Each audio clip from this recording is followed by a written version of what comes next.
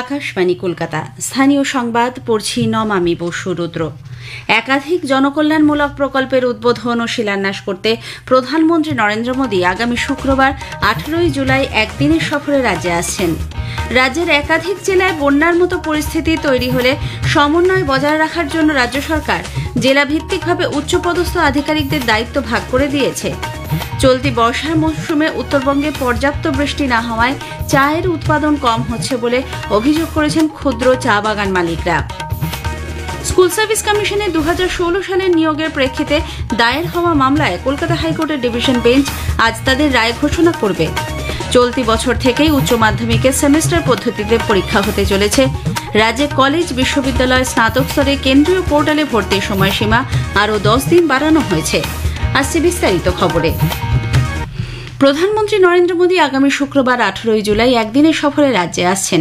প্রশাসনিক সূত্রে জানা গেছে, শুক্রবার দুপুর 2:30 নাগাদ প্রধানমন্ত্রী অন্ডাল বিমানবন্দরে পৌঁছবেন। এরপর সড়ক পথে তিনি যাবেন দুর্গাপুরের নেহেরু স্টেডিয়ামে।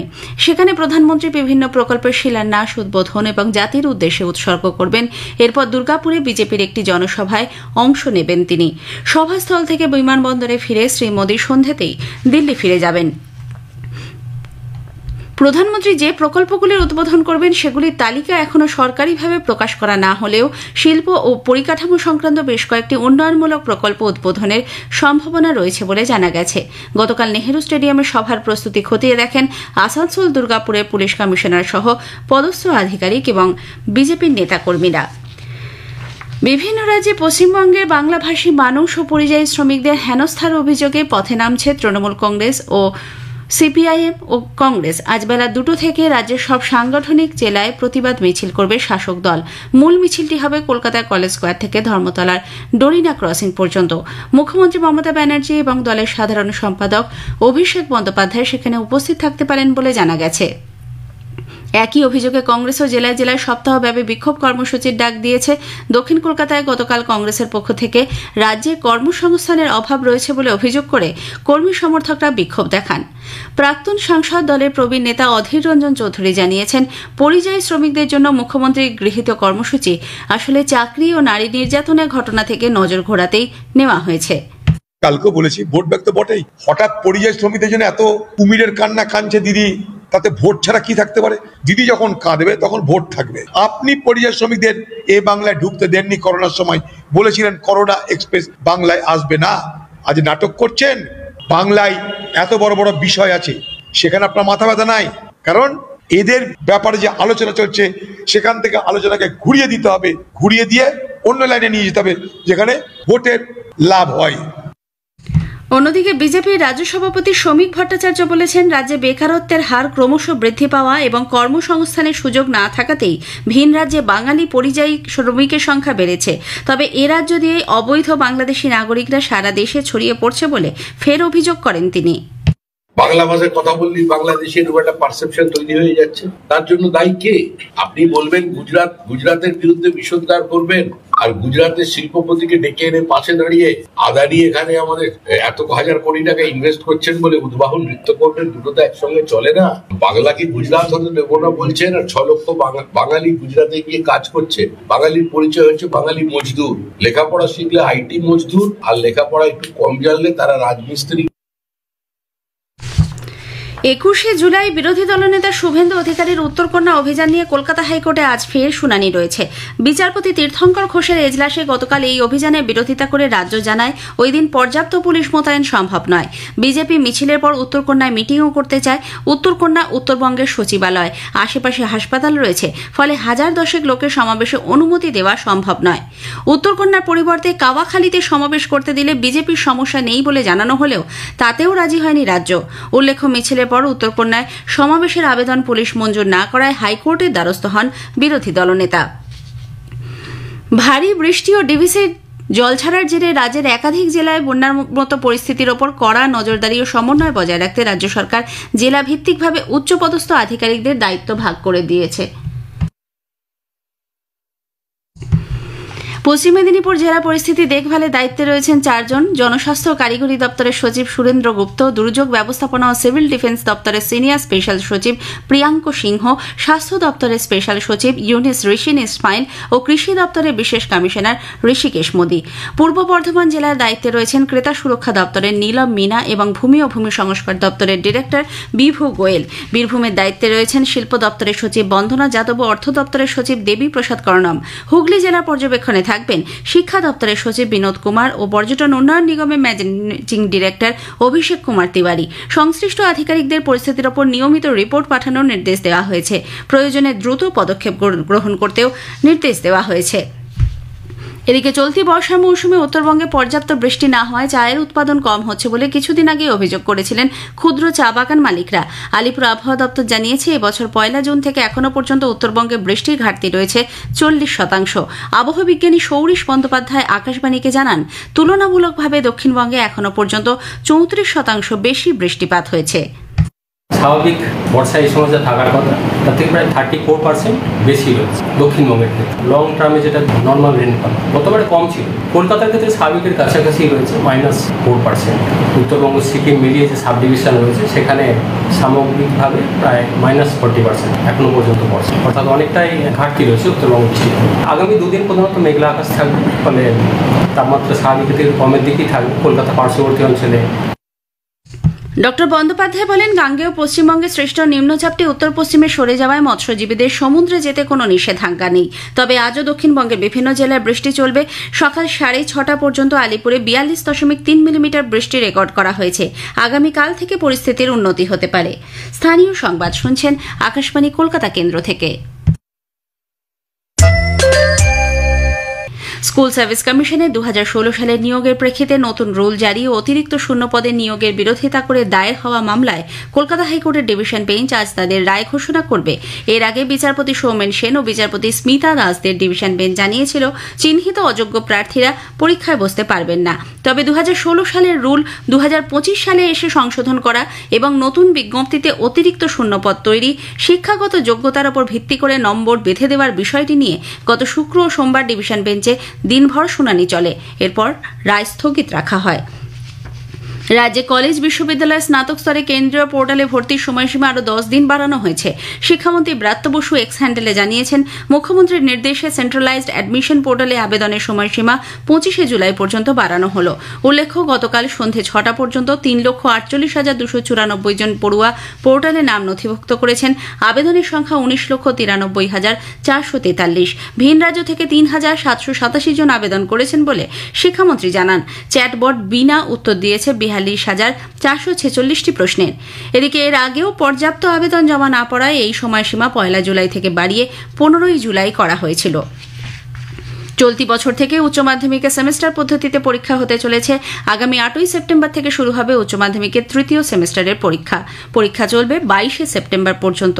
সকাল 10টা থেকে 11:15 পর্যন্ত পরীক্ষা নেওয়া হবে। দৃশ্যকলা, সঙ্গীত ও বৃত্তিমূলক বিষয়ে পরীক্ষার সময় 10টা থেকে 10:45 পর্যন্ত।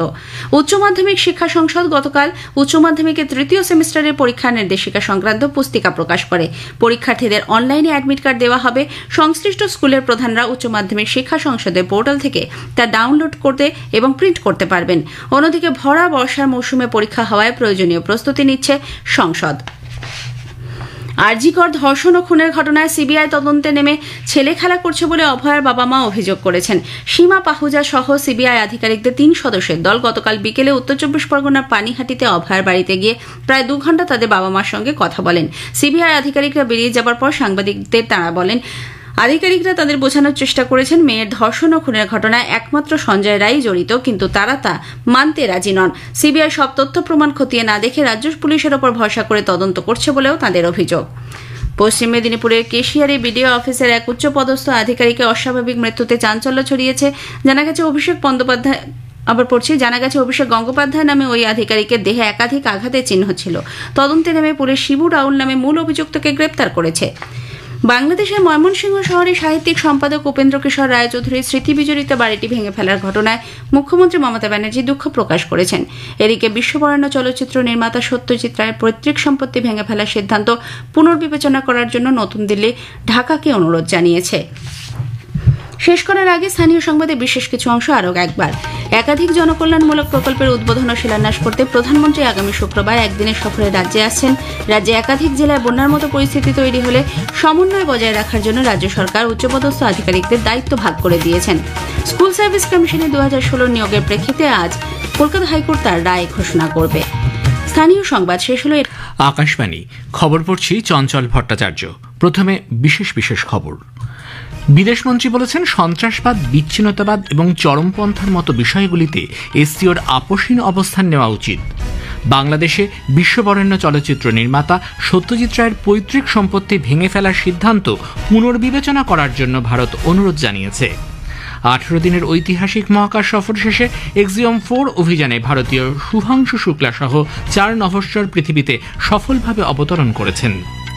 চলতি অর্থবছরের প্রথম 3 মাসে গত বছরের একই সময়ের তুলনায় দেশের সামগ্রিক রপ্তানি প্রায় 6% বৃদ্ধি পেয়েছে। জাপান ওপেন সুপার 750 ব্যাডমিন্টন টুর্নামেন্টে ভারতের পিভি সিন্ধু এবং লক্ষ্য সেন আজ খেলতে নামবেন। আসছি বিস্তারিত খবরে। বিদেশমন্ত্রী ডক্টর এস জয়শঙ্কর বলেছেন, সন্ত্রাসবাদ, বিচ্ছিন্নতাবাদ এবং চরমপন্থার বিষয়গুলিতে সাংহাই সহযোগিতা সংগঠন এসসিওর আপোষহীন অবস্থান নেওয়া উচিত। তিনি চীনের তিয়ানজিয়ানে এসসিও বিদেশ মন্ত্রী পরিষদের বৈঠকে গতকাল অংশ নেন। পাহেলগাঁওয়ে সন্ত্রাসবাদী হামলার কথা উল্লেখ করে মন্ত্রী বলেন, ধর্মীয় বিভেদ তৈরির উদ্দেশ্যে এবং জম্মু কাশ্মীরের পর্যটন ভিত্তিক অর্থনীতিকে দুর্বল করার জন্যই এই জঙ্গি হামলা। রাষ্ট্রসংঘের নিরাপত্তা পরিষদ এই ঘটনার নিন্দা জানিয়েছে এবং সন্ত্রাসবাদের এই নিন্দনীয় কাজের অপরাধী, সংগঠক, অর্থদাতা এবং পৃষ্ঠপোষকদের জবাবদিহি করার প্রয়োজনীয়তার উপর জোর দিয়েছে। ইয়েমেনে ভারতীয় নার্স নিমিষা প্রিয়ার মৃত্যুদণ্ড আপাতত স্থগিত করা হয়েছে। আজ তা কার্যকর করার কথা ছিল। সাম্প্রতিক সময়কালে কেন্দ্রীয় সরকার নিমিষা প্রিয়ার পরিবারকে অন্য পক্ষের সঙ্গে পারস্পরিক সম্মতিতে সমাধানে পৌঁছানোর জন্য আরও সময় দেওয়ার ক্ষেত্রে প্রয়াস চালিয়েছে।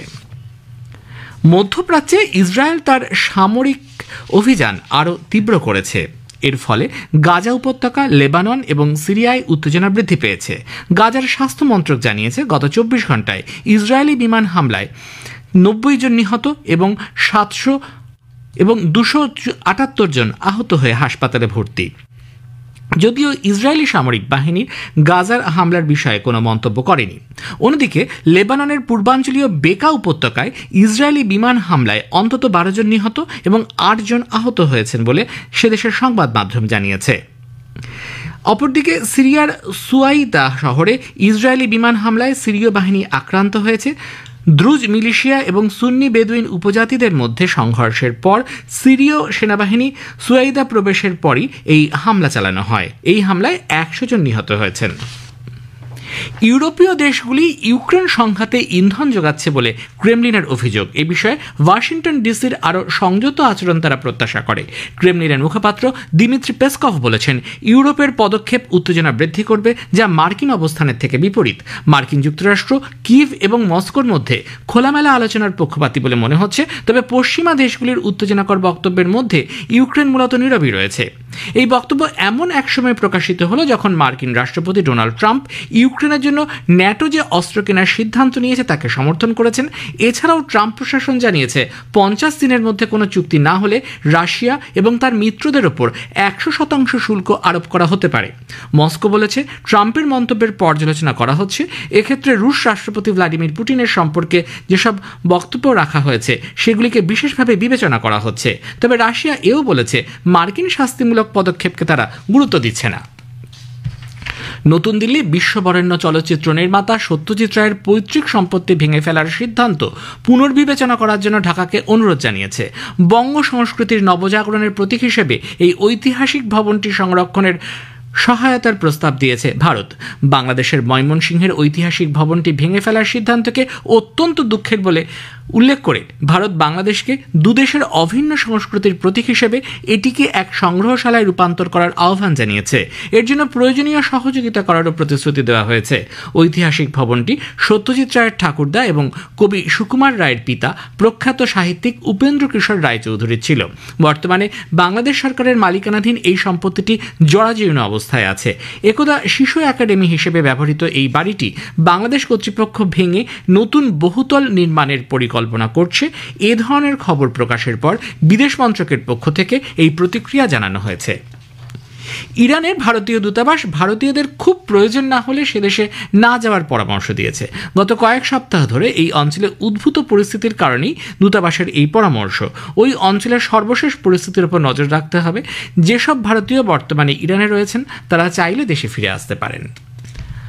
18 দিনের ঐতিহাসিক সফর শেষে এক্সিয়াম 4 অভিযানে ভারতীয় নভশ্চর শুভাংশু শুক্লা এবং অন্য 3 ক্রু সদস্য আন্তর্জাতিক মহাকাশ কেন্দ্র থেকে পৃথিবীর বুকে সফল অবতরণ করেছেন। স্পেস এক্স ড্রাগন মহাকাশযান ক্যালিফোর্নিয়ার সান ডিয়েগো উপকূলের কাছে প্রশান্ত মহাসাগরে নেমে আসে।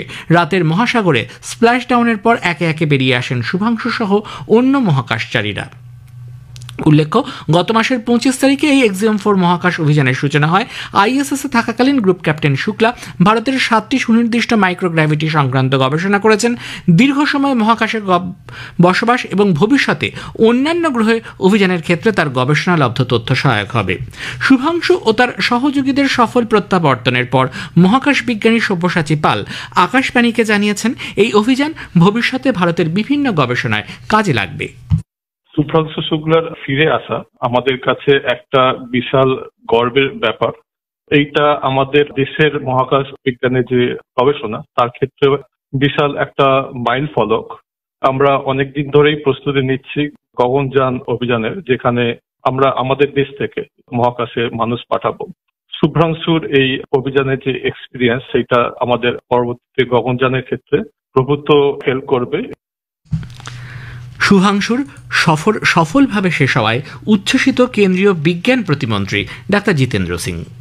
भारत माँ का एक पुत्र आज कामयाबी से लौटा है, एक ऐसे प्रयोग से, एक ऐसी यात्रा से जिसमें बहुत सारे ऐसे एक्सपेरिमेंट्स किए गए जो पहले कभी ना किए गए थे, लेकिन जिनका समस्त मानव जाति के लिए महत्व रहेगा। आज वास्तव में विश्व बंधु के रूप में शुभांशु ने हमारी तर्जुमानी करते हुए वो काम वहाँ अंजाम दिया है और ये कह सकते हैं कि अंतरिक्ष में एक स्थायी स्थान भारत को आज स्थापित करने का अवसर भी रहा, सफलता भी रही। এ খবর প্রচারিত হচ্ছে আকাশবাণী থেকে। চলতি অর্থবর্ষের প্রথম ত্রৈমাসিকে দেশের সামগ্রিক রপ্তানি প্রায় 6% বৃদ্ধি পেয়েছে, যা গত অর্থ বছরের একই সময়ের তুলনায় 21,000 কোটি মার্কিন ডলারের বেশি। শিল্প ও বাণিজ্য সচিব সুনীল বার্তওয়াল জানান, দেশের আমদানি 3.71% কমে 5,392 কোটি ডলারে দাঁড়িয়েছে, যা গত বছরের 5,600 কোটি ডলার ছিল। এছাড়াও এবছরের জুনে পণ্য ও পরিষেবা ক্ষেত্রে সামগ্রিক রপ্তানি বেড়ে 6,798 কোটি ডলারে পৌঁছেছে, যা গত বছরের জুনে ছিল 6,383 কোটি ডলার। মন্ত্রক আরও জানিয়েছে, জুন মাসে দেশের বাণিজ্য ঘাটতির পরিমাণ দাঁড়িয়েছে 1,878 কোটি ডলারে। প্রধানমন্ত্রী নরেন্দ্র মোদী আগামী শুক্রবার 18 জুলাই একদিনের সফরে পশ্চিমবঙ্গে আসছেন। সরকারি সূচি অনুযায়ী ওই দিন বিকেলে পশ্চিম বর্ধমানের দুর্গাপুরে তিনি একাধিক গুরুত্বপূর্ণ প্রকল্পের শিলান্যাস ও উদ্বোধনের পাশাপাশি একটি রাজনৈতিক জনসভায় ভাষণ দেবেন। ওদিন সন্ধ্যাতেই তিনি ফিরে যাবেন। ইউআইডিএআই 7 বছর এবং তার ওপরের বাচ্চাদের জন্য বাধ্যতামূলক বায়োমেট্রিক আপডেট সম্পন্ন করতে অভিভাবকদের আবেদন জানিয়েছে।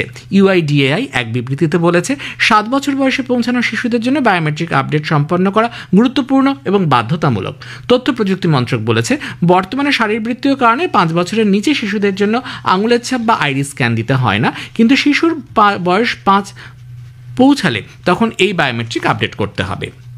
ভারতীয় আবহাওয়া দফতর আইএমডি আজ বিহার, উপকূলীয় কর্ণাটক, মধ্যপ্রদেশ, রাজস্থান, উত্তরপ্রদেশ, জম্মু কাশ্মীর, লাদাখ এবং ঝাড়খণ্ডের বিভিন্ন স্থানে ভারী থেকে অতি ভারী বৃষ্টিপাতের পূর্বাভাস দিয়েছে।